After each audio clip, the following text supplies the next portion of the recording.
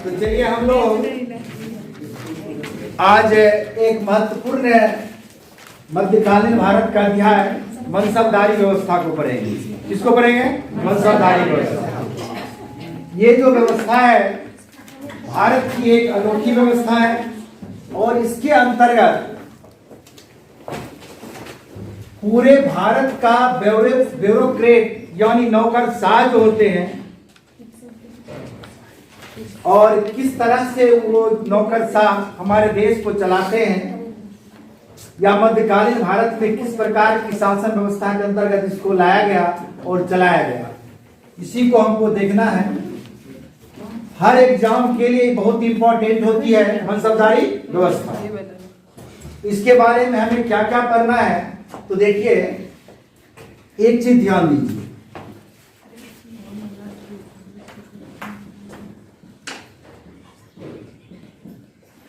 मुगल काल की सबसे महत्वपूर्ण व्यवस्था थी। क्या थी? मुगल काल की सबसे महत्वपूर्ण व्यवस्था थी और इसे लाया कौन मुगल काल में? अकबर ने लाया। किसने लाया था? अकबर ने। क्योंकि अकबर को बनना था महान। अकबर को क्या बनना था? महान बनना था।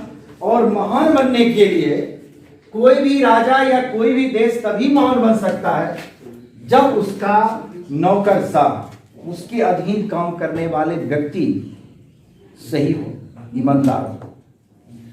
कोई प्रधानमंत्री ईमानदार नहीं हो सकता, कोई प्रधानमंत्री महान नहीं बन सकता है।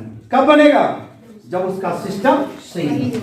याद करो, हमारे प्रधानमंत्री थे राजीव गांधी जी, जिसको हम लोग मिस्टर क्लीन बोलते थे। क्या बोलते थे? और उन्होंने पहली बार अनुभव किया था कि अगर हम गांव के किसी व्यक्ति के पास 1 रुपया भेज दें, उसके पास जाते जाते कितना हो जाता है? 14 पैसे। सारा पैसा बीच के सिस्टम में ही चला क्या होता है? समाप्त हो जाता है। तो अकबर को महान बनना था, इसीलिए उसने अपने अधीन काम करने वाले अधिकारी को, नौकरशाह को एक व्यवस्थित रूप देने का प्रयास किया। समझ गए? जो किस रूप में सामने आई? मनसबदारी व्यवस्था के रूप में आई। सीधी बात, मेरा सिस्टम जो है, सिस्टम किससे चलता है? भारत का सिस्टम अभी किससे चलता है? आईएएस से चलता है। तो जब तक वोट सही नहीं, तब तक प्रशासन सही नहीं, तब तक राजा सही नहीं। तो क्या है मुगल काल की? क्या है ये? सबसे महत्वपूर्ण व्यवस्था। आगे आइए। भारत में इसको लागू किसने किया? भारत में लागू किसने किया इसको? अकबर।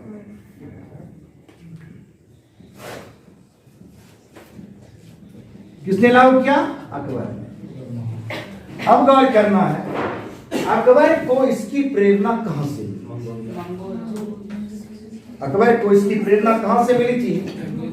तो इसकी प्रेरणा जो अकबर को मिली थी, वो खलीफा थे, खलीफा अब्बासी। खलीफा अब्बासी से इसकी प्रेरणा मिली थी। किसको? अकबर। कहां से आई? ये आई कहां से? तो मध्य एशिया से आई। कहां से आई? मध्य एशिया से। और कहोगे इसको लागू करने वाला, प्रेरणा जरूर दिए थे खलीफा अब्बासी, परंतु इसको लागू करने वाला पहला व्यक्ति जो था वो चंगेज खान। कौन था? Genghis Khan. लागू करने वाला कौन था इसको? Genghis Khan. इसीलिए एक क्वेश्चन पूछा जाता है, चंगेज खान को मनसबदारी व्यवस्था का क्या बोला जाता है? जनक। अगर कहा जाए मनसबदारी व्यवस्था का जनक किसको बोलोगे? तो चंगेज खान। किसको बोलेंगे हम लोग? चंगेज खां।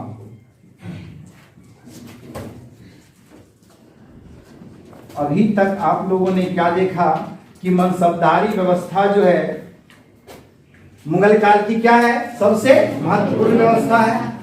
भारत में इसे किसने लागू किया? अकबर ने। इसकी प्रेरणा किससे मिली? खलीफा बादशाही से। और कहां से आई ये? मध्य एशिया से आई। और लागू करने वाला कौन था इसको? चंगेज खां। इसीलिए चंगेज खां को हम लोग क्या बोलते हैं? मनसबदारी व्यवस्था का जनक। चंगेज खां को क्या बोलेंगे?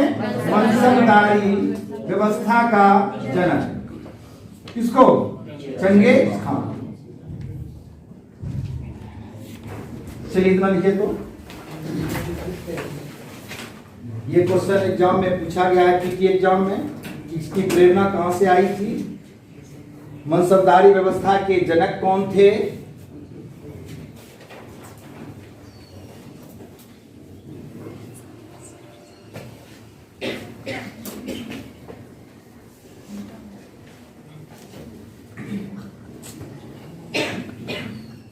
इसको लागू करने वाला पहला व्यक्ति कौन था?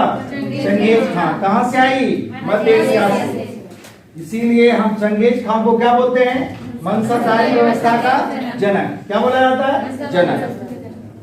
अब आइए, एक क्वेश्चन पूछा गया था, मनसबदारी व्यवस्था है, मनसबदारी व्यवस्था है,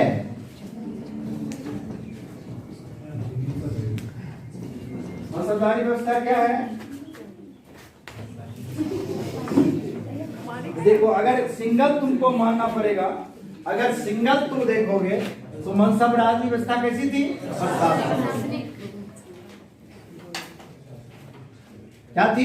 प्रशासनिक व्यवस्था। लेकिन अगर दोनों विकल्प में है तो प्रशासनिक प्लस सैनिक।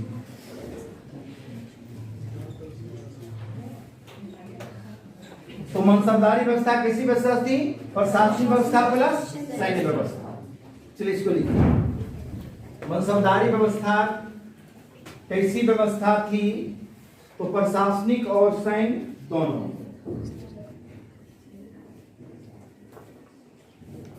प्रशासनिक और सैन्य दोनों। अगर सिंगल चुनना पड़ेगा तो किसको चुनेंगे? प्रशासनिक।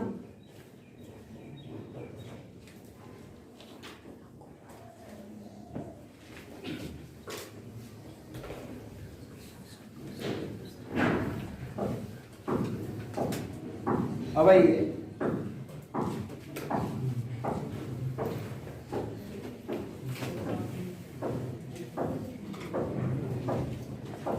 मनसबदारी जो है अरबी भाषा का शब्द है। किस भाषा का शब्द है? अरबी भाषा का शब्द है। ठीक, अगर हम इसको दो पार्ट में बांटे, एक का अर्थ क्या होगा? मनसब, और एक का अर्थ क्या होगा? दारी।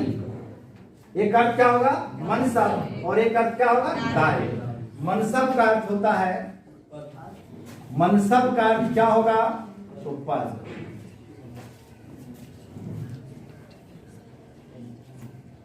पद। और दारी का उस पद पर बैठने वाला व्यक्ति, उस पद पर बैठने वाला व्यक्ति। तो मनसब का अर्थ क्या हो गया? पद। और दारी का अर्थ उस पद पर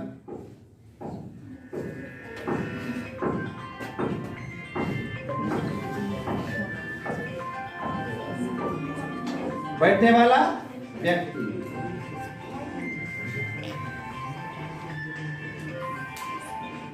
मनसबदारी किस भाषा का शब्द है? अरबी भाषा का शब्द है। और मनसब का अर्थ क्या होता है? पद। और दारी का अर्थ उस पद पर बैठने वाला व्यक्ति।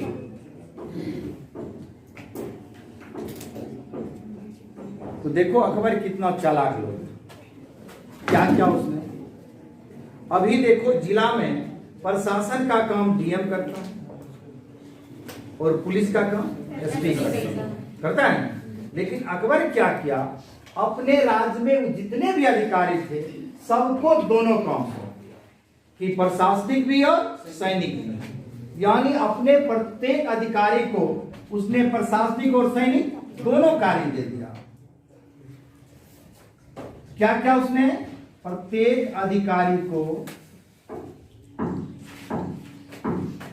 क्या क्या दे दिया? वो प्रशासनिक कार्य भी दे दिया,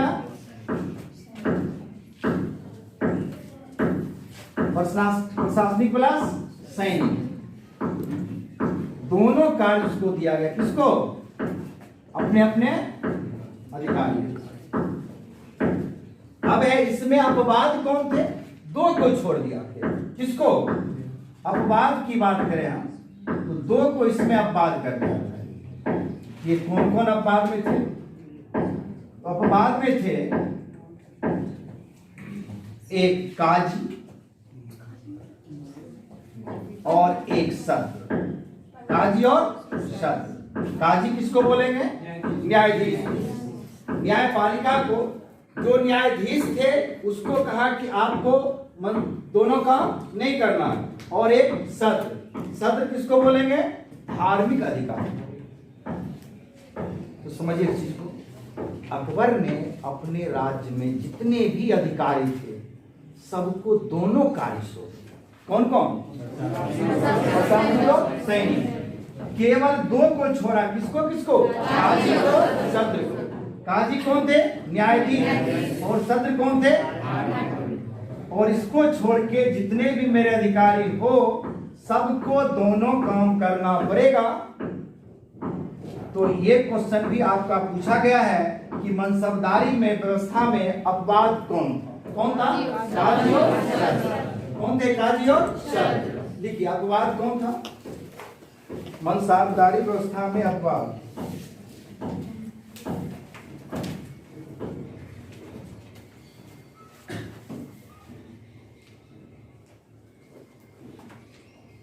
अपवाद कौन थे? काजी और सत्र। काजी किसको बोलोगे? न्यायाधीश को।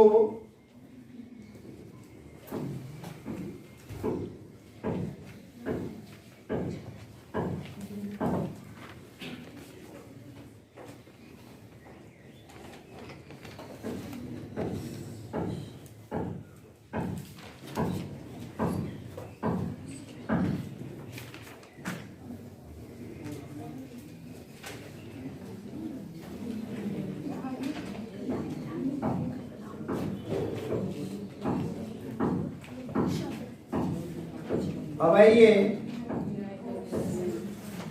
मनसबदार। मनसबदार को वेतन। मनसबदार को वेतन नगद भी दिया जाता था। नगद प्लस जागीर। प्लस मत करो। नगद या जागीर के रूप। इसको वेतन कैसे मिलता था? नगद या जागीर के रूप में। तो नगद छोटे जो मनसबदार होते थे, छोटे जो अधिकारी होते थे उसको वेतन क्या दे सकते? नगद। और जागीर बड़े अधिकारी को जागीर। बड़े अधिकारी को क्या जाता था? जागीर।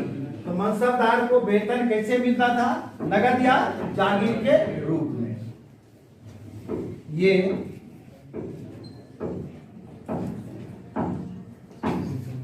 वंशानुगत नहीं होते थे। वंशानुगत नहीं होते थे। जैसे कोई एक मनसबदार बन गया उसके बाद उसका बेटा बन गया, ये वंशानुगत भी नहीं होते थे। उसके बाद इनकी स्थानांतरण भी होता था। स्थानांतरण भी होता था।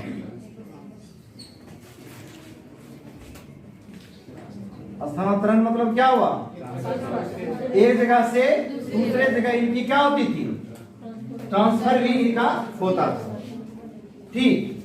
तीसरी बात है इनका पदोन्नति एवं अवनति भी होता था। क्या होता था?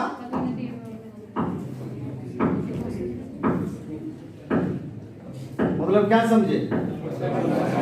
अच्छा काम जो मनसब करता था उसको क्या किया जाता था? प्रमोशन।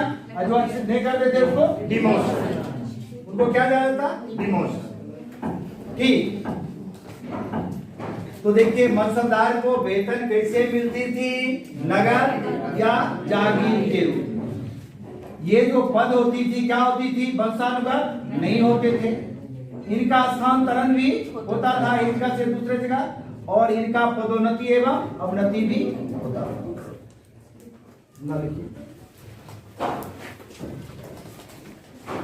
मनसबदार जो है एक पद है। मनसबदार क्या है? एक पद है।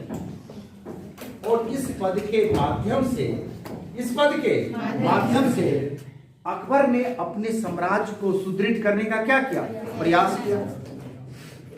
और एक ही व्यक्ति से प्रशासनिक और सैनिक दोनों कार्य करवाया, और उसको वेतन नगद भी दिया और जागीर के रूप में दिया। जो छोटे होते थे अधिकारी उनको वेतन दे दिया, और जो बड़े होते थे उनको क्या दे दिया? जागीर दिया। और ऐसा जागीर दिया कि ये कभी भी वंशानुगत नहीं होते थे। अगर वंशानुगत होता तो फिर कमजोर को भी मौका मिल जाता। वंशानुगत ही नहीं है। अगर कोई मनसबदार एक जगह गलत काम कर रहा है तो उसको क्या करो? दूसरे जगह ट्रांसफर कर दो, उसको शांत कर दो। तीसरी बात है, अगर कोई अच्छा काम कर रहा है उसे पुरस्कृत भी करो, और जो अच्छा काम नहीं कर रहा है उसको दंडित करो। तो मोटा मोटी आप दिमाग में सेट कीजिए, मनसबदार एक क्या है? पोस्ट। क्या है? पोस्ट। अब हम लोग यहाँ पर एक चीज देखने का प्रयास करेंगे कि मनसबदार में मनसबदारी प्रथा की शुरुआत तो अकबर ने की थी भारत में। किसने की थी? अकबर। इस प्रथा की जो शुरुआत है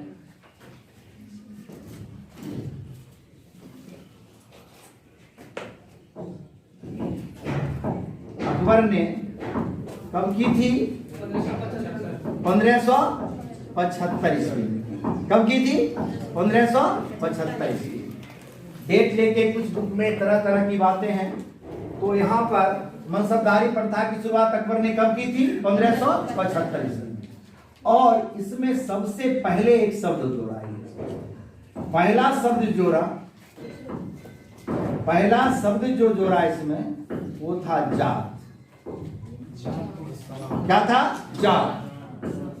कब जोड़ा? 1577।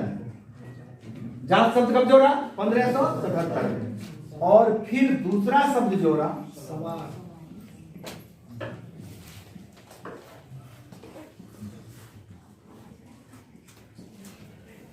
वो शब्द क्या थी? शबा। और ये कब जोड़ा? 1592 में।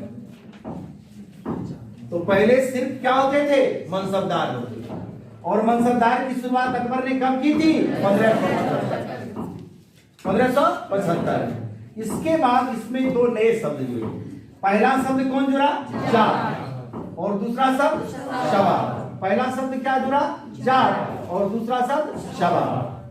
अब यहाँ है कि जात का मीन्स क्या होता है और सवार का मीन्स क्या होता है? जात मतलब होता था सवार। जात का मतलब क्या होता है और सवार का मतलब क्या होता है? यहाँ जात का मीन्स ये होगा कि जात का मीन्स यहाँ होगा व्यक्ति का रैंक। क्या होगा? रैंक, यानी पदानुक्रम। पदानुक्रम और वेतन। तीन बातें हम यहां ले सकते हैं। जात का मतलब क्या होगा? रैंक, पदानुक्रम या वेतन। जैसे मान लो कि यूपीएससी की एग्जाम होती है, यूपीएससी की एग्जाम होती है, उसमें कुछ बच्चे आईएएस करते हैं, कुछ आईपीएस करते हैं। उसका रैंक धीरे धीरे क्या करता है? उसके बाद कोई बच्चा मान लो फिर गया बिहार, कोई बच्चा बीपीएससी किया, कोई बच्चा दरोगा में आया, कोई बच्चा पुलिस है। तो कहने का मतलब क्या? पदानुक्रम, रैंक। तो जात के द्वारा क्या होती है? रैंक का निर्धारण। उस पद 1 नंबर पोस्ट पर है कि 2 नंबर पोस्ट पर है कि 3 नंबर पोस्ट पर है ना? जैसे होता है ना रेलवे में group A, group B, group C, group D. तो जात का मतलब क्या हुआ? रैंक। या पदानुक्रम, और उसी के अनुपात में उसका क्या होता था, वेतन का वेतन। और सवार का यहाँ मतलब क्या है, सैनिक घोड़ा कितने सैनिक उसके पास है? सैनिक कितना घोड़ा?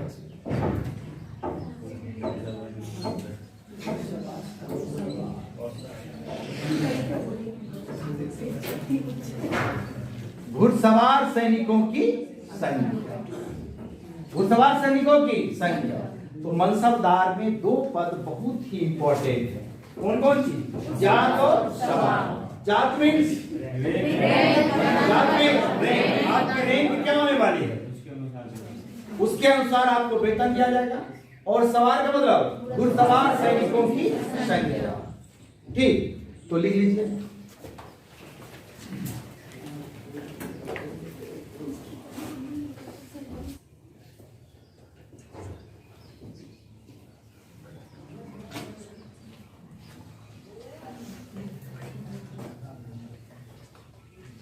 तो मनसबदारी में दो पद बहुत इंपॉर्टेंट हैं, कौन कौन, जात और सवार। जात क्या है, पद, आपका पद क्या होने वाला है, आपका रैंक क्या होने वाला है, आप किस पद पर बैठने वाले हैं। और सवार के मतलब घुड़सवार सैनिकों की संख्या।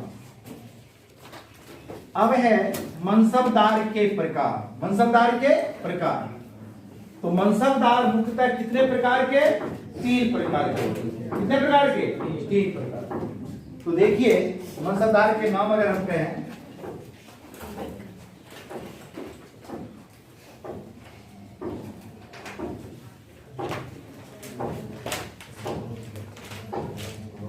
दस से 500 तक का जो जिनको मनसब मिलता था, क्या से कहां तक, 10 से 500 तक, उनको कहा जाता था मनसबदार। 10 से 500 तक वाले को क्या मिलता था, क्या कहा जाता था, मनसबदार। ठीक, यानी यहां आप एक चीज कहीं कहीं ये भी देता है कि 500 से कम, और 500 से 2500 तक का जिनको मनसब मिलता था, 500 से 2500 तक जिनको मनसब मिलता था, उनको कहा जाता था अमीर या उमरा। अमीर या उमरा, अमीर या उमरा। और जिनको 2500 से 5000 तक का मनसब मिलता था, 2500 से 5000 तक का मनसब मिलता था, उनको कहा जाता था अमीर ए उम्दा। अमीर ए उम्दा, उनको क्या बोलते थे, उम्दा। तो मनसबदार कितने प्रकार के, जिनका मनसब 10 से 500 तक होता था उसे क्या कहा जाता था, मनसबदार। जिनका मनसब 500 से 2500 तक होता था उनको क्या कहा जाता था, अमीर या उमरा। और जिनका मनसब 2500 से 5000 तक होता था उनको क्या बोला था, अमीर ए उम्दा। अमीर ए उम्दा, यही तीन कैटेगरी थे। तीन कैटेगरी और थे, ध्यान देना। एक चीज और यही ध्यान देना है, ये हुआ नाम। और देखो कैटेगरी पर चलते हम लोग। तो एक होते थे प्रथम श्रेणी, क्या होते थे, प्रथम श्रेणी, जैसे IAS रैंक, प्रथम श्रेणी के मनसबदार। तो प्रथम श्रेणी के जो मनसबदार होते थे उनका जात बराबर सवार, जात बराबर सवार। क्या मतलब, प्रथम श्रेणी का जो मनसबदार होते थे उनकी जात और सवार क्या होती थी, बराबर होती थी। जैसे जात का मतलब क्या होगा, वेतन। जैसे मान लो किसी को 5000 रुपया का जात दिया गया, 5000 रुपया का वेतन दिया गया, तो उसका रैंक हुआ। तो उसको सवार भी कितना रखना है, 5000 ही रखना है। यानी जितना उसका रैंक होगा, जितना उसका वेतन होगा, उसी अनुपात में उसको क्या रखना पड़ेगा, घुड़सवार सैनिक को रखना पड़ेगा। उसको हम क्या बोलते थे, प्रथम श्रेणी के मनसबदार। जात और सवार की संख्या क्या होनी चाहिए, बराबर। ठीक, अब है द्वितीय श्रेणी के मनसबदार। किस श्रेणी के? द्वितीय श्रेणी के। तो द्वितीय श्रेणी के मनसबदार कौन होंगे? जिनका जो जात जो है जात के तुलना में सवार जो है आधे या आधे से अधिक होगा।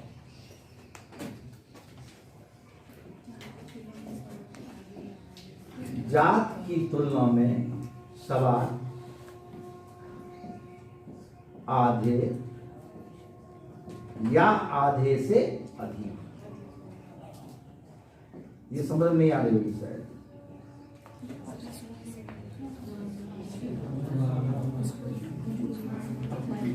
द्वितीय श्रेणी के जात, द्वितीय श्रेणी को क्या बोलेंगे? जात की तुलना में सवार आधे या आधे से अधिक होगा। जैसे मानो उसमें 5000 का जात था, इसमें जात कितनी होगी? 2500 भी हो सकता या 4499 भी हो सकता, एक भी कम हो सकता, आधे या आधे से अधिक। एक बार क्वेश्चन कैसे क्वेश्चन पूछेगा इसमें गौर कीजिए। पूछ लिया अगर 5000 जात है और 3000 सवार है, ये किस प्रकार के मनसबदार हैं? परीक्षा में क्वेश्चन से बनेगा। एग्जाम में क्या रहेगा? 5000 जात और 3000 सवार, ये किस प्रकार के मनसबदार हैं? क्या कहोगे? द्वितीय श्रेणी। किस श्रेणी के? द्वितीय श्रेणी। ये समझाने के लिए हम आपको बताएं। इसमें क्या देखे आप लोग? जात की तुलना में सवार क्या होंगे? आधे या आधे से अधिक होंगे। और फिर आइए तृतीय श्रेणी। तृतीय श्रेणी, तो तृतीय श्रेणी में क्या होगा? जात की तुलना में सवार आधे से कम।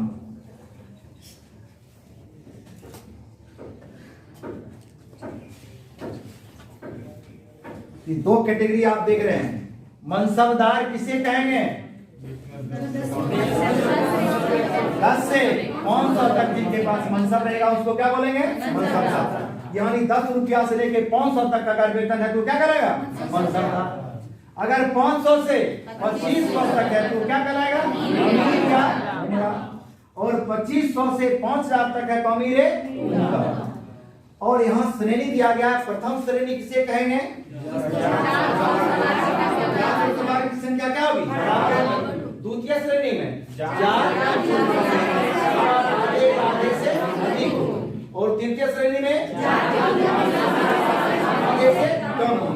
यानी अगर जात है 5000, यहाँ सवार कितना कर दोगे तुम लोग? 2000। तो यहाँ ये भी देखना है, डायरेक्ट क्वेश्चन को पकड़ने का प्रयास कीजिएगा। उत्तर प्रदेश लोक सेवा आयोग में ऐसा ही क्वेश्चन एक पूछा गया था, जो बताए थे अगर जात 5000 है और सवाल 3000 है तो किस प्रकार के मनसबदार होंगे? किस श्रेणी के?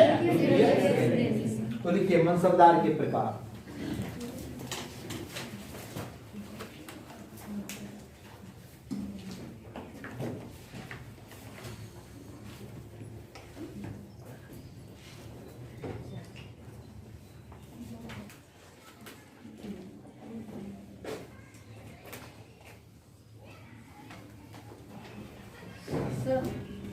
वो जो 5000 है तो वो एक एग्जांपल पे तो होते हैं ना।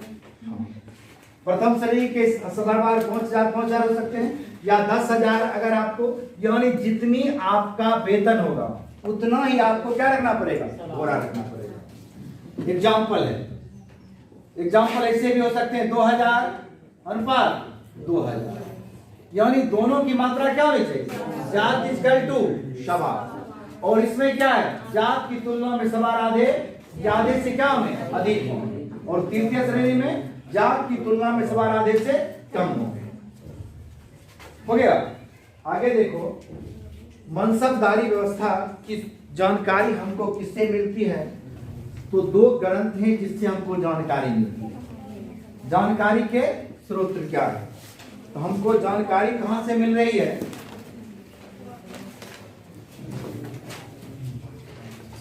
तो जानकारी जो हमें मिल रही है एक अबुल फजल साहब से, जो अकबर के क्या थे, नवरत्न। किससे मिल रही है, अबुल फजल से। और अबुल फजल की एक पुस्तक थी अकबरनामा, उसी का पाठ है तीसरा, आईने अकबरी। आईने अकबरी से, आईने अकबरी से। और दूसरा है मुहीदीन, मुहीदीन, जिसकी है इकबाल नामा ए जहांगीरी। इकबाल नामा ए जहांगीरी। तो हमको मनसबदारी व्यवस्था की जानकारी किससे प्राप्त होती है, तो दो ग्रंथ से। किससे, एक आईने अकबरी से और एक इकबाल नामा ए जहांगीरी। ठीक, इसी दो ग्रंथ से हमको क्या मिलती है, जानकारी। कहते हैं अकबर के शासन काल में कुछ 66 प्रकार के मनसबदार थे। कितने प्रकार के, 66 प्रकार के। लेकिन आईने अकबरी में 33 प्रकार की ही तुलना की गई। आईने अकबरी में कितना है, यहां पर थोड़ा समझिए, यहां से मेन क्वेश्चन बनेगा। आईने अकबरी में कितना है, 33 प्रकार। वैसे अकबर के काल में कितने प्रकार के मनसबदार थे, लेकिन आईने अकबरी में कितना कहा गया। अकबर का जो मनसबदारी था अल्लाह के आधार पर निर्धारित था। किसके आधार पर, अल्लाह। अल्लाह की बात करें, अल्लाह पर आधारित था। जैसे क्या था अल्लाह पर,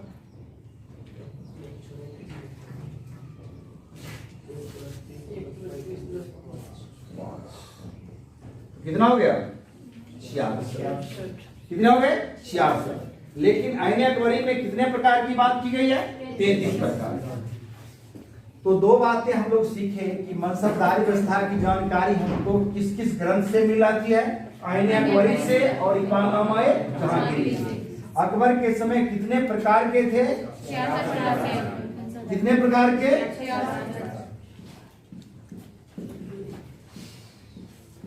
परंतु आईने अकबरी में कितने, 33% की, 33 प्रकार की क्या की गई है, चर्चा की गई।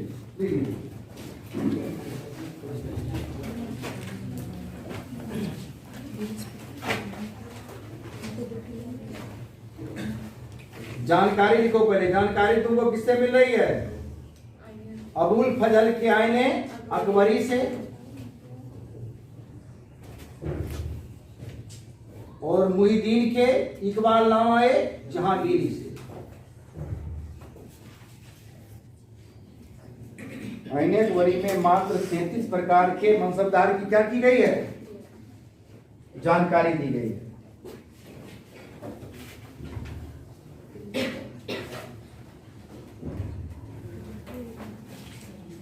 सर 1 + 30 + 30 5 का मतलब है। आगे देखो,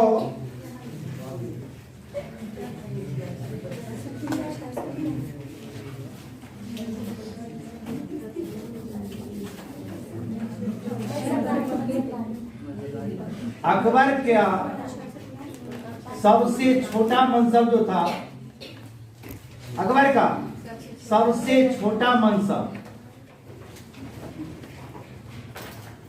10 का, कितने का था, 10 का। और सबसे बड़ा,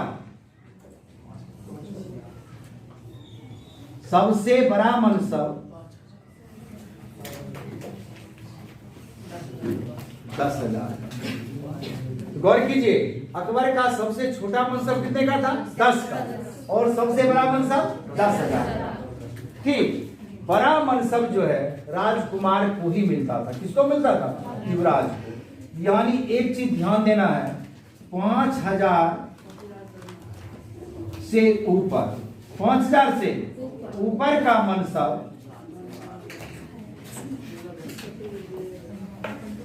केवल राजकुमार को मिलता था। किसको मिलता था, केवल राजकुमार।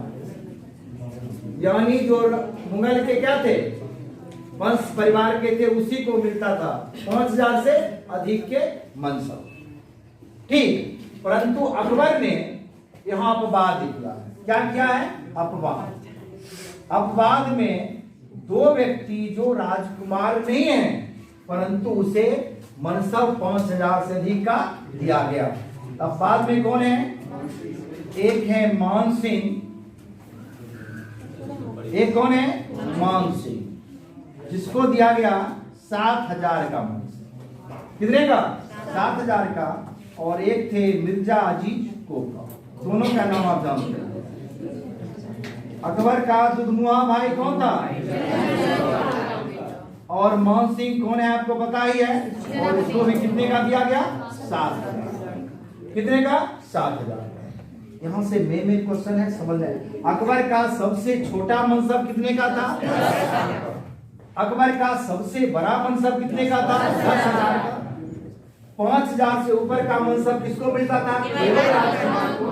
लेकिन दो व्यक्ति जो राजकुमार नहीं थे लेकिन उनको मिला, किनको किनको? लेकिन अकबर के समय में सबसे बड़ा मनसब, सबसे बड़ा मनसब, सबसे बड़ा मनसब किसके समय में? अकबर के समय।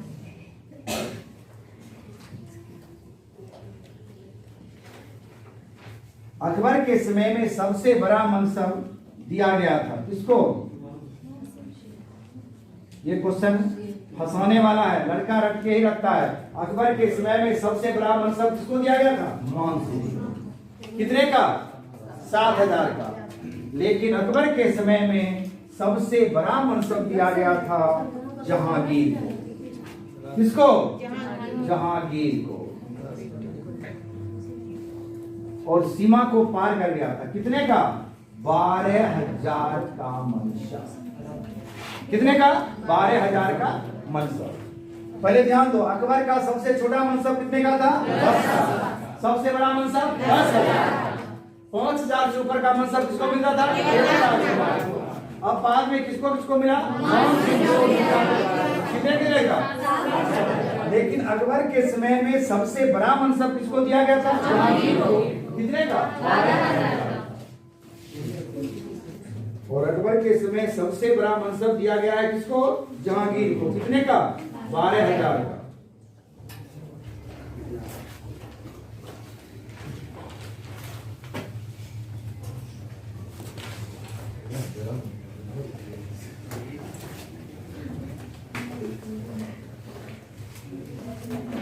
अब आइए, अकबर के समय की बात समाप्त हो रही है। अब आइए जहांगीर के समय। किसके समय?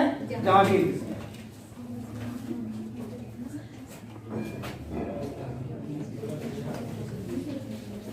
जहांगीर, ठीक, जहांगीर ने मनसबदारी में थोड़ा सा बदलाव किया।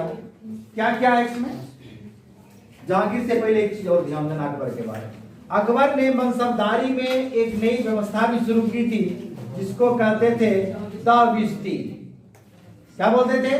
दाविस्ती। क्वेश्चन आएगा, दाविस्ती प्रथा किसने शुरू की थी? तो अकबर ने। किसने? अकबर ने। दाविस्ती क्या है भाई? देखो, दाविस्ती की अगर हम बात करें,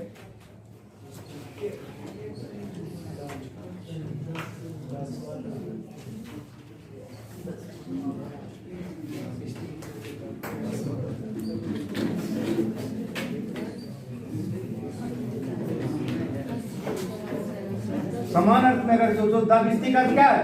10 घुड़सवार सैनिक पर 20 घोड़े।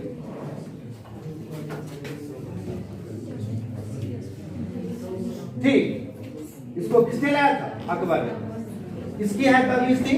अकबर की।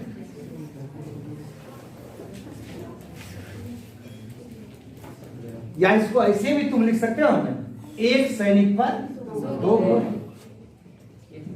पढ़ सकते हैं इसको हम लोग। लेकिन दाविस्ती में आप लोग एक ही चीज रखोगे, 10 घुड़सवार सैनिक पर 20 घोड़े। तो लिखिए, अकबर की डेट क्या थी? दाविस्ती। दाविस्ती। तो दहबिस्ती प्रथा की शुरुआत किसने की थी? अकबर ने। दहबिस्ती का अर्थ होता है 10 घुड़सवार पर 20 घोड़े। अकबर ने चेहरा दागने एवं गुलिया पहचानने की भी प्रथा क्या की थी? शुरू की। घोड़ा दागने एवं चेहरा पहचानने। इससे पहले कौन क्या था? उसको छोड़िए, आगे आइए। अब हम लोग जहांगीर के बारे में देखते हैं। किसके बारे में? जहांगीर।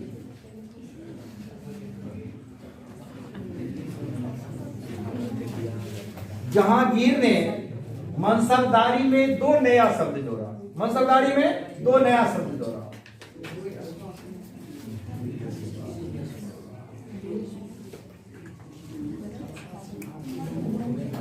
दो नया शब्द जोड़ा। क्या क्या? द्विअस्पा। द्विअस्पा, ये तो जानकारी आपको होगी। ये क्वेश्चन कई एक बार पूछा गया है। द्विअस्पा और एक सिंहस्पा। द्विअस्पा और सिंहस्पा। तो द्विअस्पा और सिंहस्पा। तो द्विअस्पा का मतलब क्या है? एक सैनिक पर 2 घोड़े। और सिंहस्पा का अर्थ क्या हुआ? एक सैनिक पर 3 घोड़े। एक सैनिक पर। द्विअस्पा का अर्थ क्या हुआ? एक सैनिक पर 2 घोड़ा। और द्विअस्पा का अर्थ एक सैनिक पर 3 घोड़े।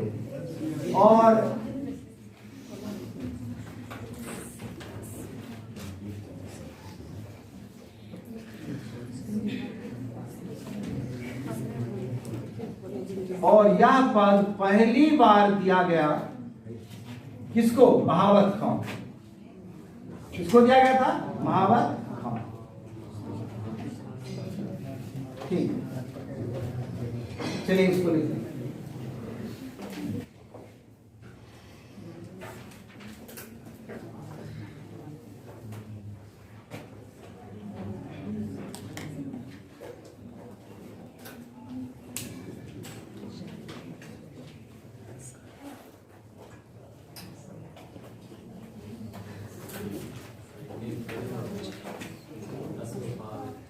द्विअस्पा और अस्पा मतलब क्या होता है? घोड़ा।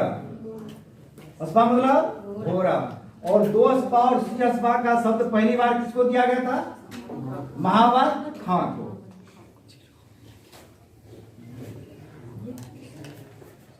आगे आइए।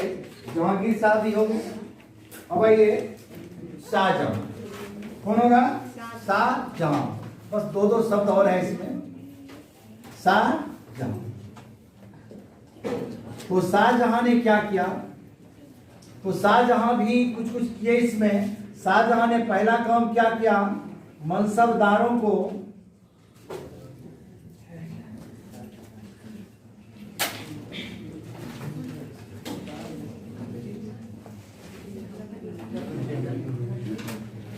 तो क्वेश्चन सिर्फ एक ध्यान में रखना है कि किसने मनसबदार को नगद वेतन दिया? शाहजहां ने। और इसने भी कुछ प्रथा शुरू की थी इसमें मनसबदारी में। क्या क्या? मासिक। क्या शुरू की थी? मासिक। और एक है ससैनी। क्या है? ससैनी। मासिक और ससैनी क्या है ये जानना आपको जरूरी नहीं है। कहेंगे क्यों? क्योंकि ये मेंस में लिखा जाएगा। सिर्फ यही ध्यान देना है आपको कि शाहजहां ने क्या शुरू की थी? मासिक और ससैनी व्यवस्था की शुरुआत की।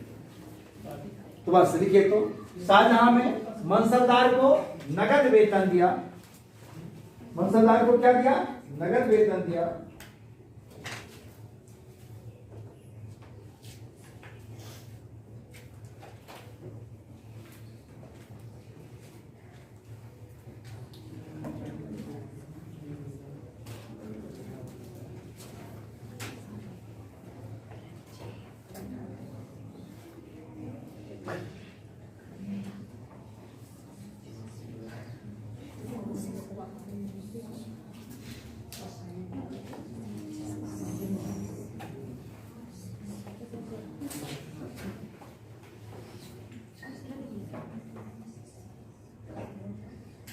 ससैनी और सिसवा। तो शाहजहां में कितने क्वेश्चन याद रखने हैं? 2। मनसबदार को नगद वेतन किसने देना शुरू किया? शाहजहां ने। और मनसबदारी में एक नई प्रथा शुरू की, कौन कौन? मौसिक, ससैनी और सिसवा। कौन? लेकिन क्या है इसके बारे में हमको जानने की विशेष जानकारी वनडे एग्जाम में नहीं है, सिर्फ नाम याद रखिए, फिर कभी बताया जाए आपको। शाहजहां हो गया। अब आइए औरंगजेब, अंतिम पड़ाव में। अब हम लोग कौन सी देखेंगे? औरंगजेब।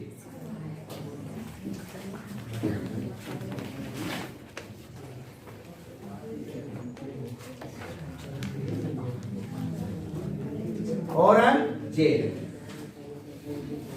तो आप जानते हैं कि औरंगजेब के समय सर्वाधिक मनसबदार की संख्या हो गई। किसके समय? औरंगजेब के समय।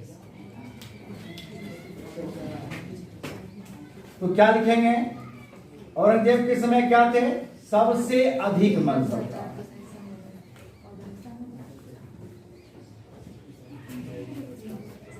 सबसे अधिक मनसबदार किसके पास थे? औरंगजेब के पास। कितना? अगर इसकी हम संख्या की बात करें तो इसके यहाँ मनसबदारों की संख्या हो गई थी 14,449। कितने मनसब थे? 14,449। और अगर यहीं पर एक चीज नोट कीजिए, और अकबर के पास कितने मनसब थे? तो 1803। वो प्रकार है, ये संख्या। वो क्या है? प्रकार। अकबर के समय कितने संख्या थे मनसब के? 1803। लेकिन औरंगजेब के समय 14,449। एक चीज देखिए, मनसब का मतलब ये हुआ अपने पूरे साम्राज्य को क्या किया? छोटे छोटे एरिया में क्या किया? बांट दिया। और यहाँ एक एक अधिकारी को क्या कर दिया? नियुक्त कर दिया। वही क्या हो गए? मनसब। अकबर के समय कितने थे? 1803। अभी अगर हम मुख्यमंत्री को मान लें तो अकबर के समय कितना था? 1803। और औरंगजेब के समय 14,449। तो सबसे अधिक मनसब किसके पास है? किसके पास? औरंगजेब के पास। कितना? 14,449। और अकबर के पास कितने थे? 1803 ही थे। आगे आइए, औरंगजेब के बारे में कहा जाता है ये कट्टर शासक था, फिर भी सबसे अधिक हिंदू मनसबदार। सबसे अधिक हिंदू मनसबदार भी किसके पास थे? औरंगजेब के पास। कितनी? 33%। कुल संख्या का 33%। अगर मान लो कि दरोगा की 100 नियुक्ति करनी है तो 100 में 33 दरोगा क्या हो गया? हिंदू था। यानी सबसे अधिक हिंदू मनसबदार भी किसके पास थे? किसके पास? औरंगजेब के पास। क्यों थे? क्योंकि इसमें मराठा को ज्यादा शामिल किया गया था। किसको? मेनली इसमें कौन थे? मराठा। कौन थे? मराठा। ठीक। और इसके समय इतना मनसबदार बांटा कि मनसबदार पूर्वे नहीं करता। अब जमीनें नहीं, मनसबदार को क्या दी जाती थी? जागीर दी जाती थी। अब जागीर है ही नहीं, जमीन है ही नहीं, कुछ है नहीं, तो क्या करेगा औरंगजेब साहब? तो कहते हैं एक चीज कि औरंगजेब के समय जागीर संकट उत्पन्न हो गई। क्या उत्पन्न हो गई थी? जागीर संकट। क्वेश्चन आएगा किसके समय में जागीर संकट उत्पन्न हो गई थी?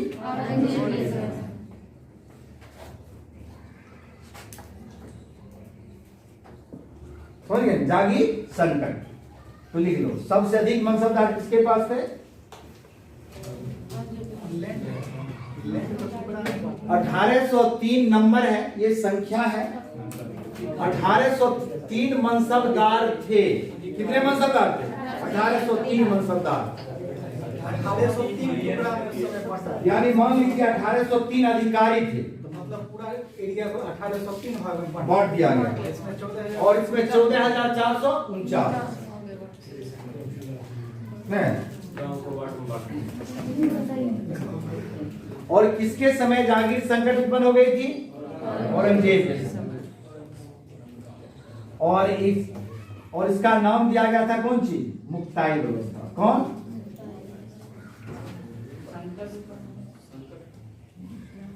मुक्ताई व्यवस्था। कौन व्यवस्था? मुक्ताई व्यवस्था।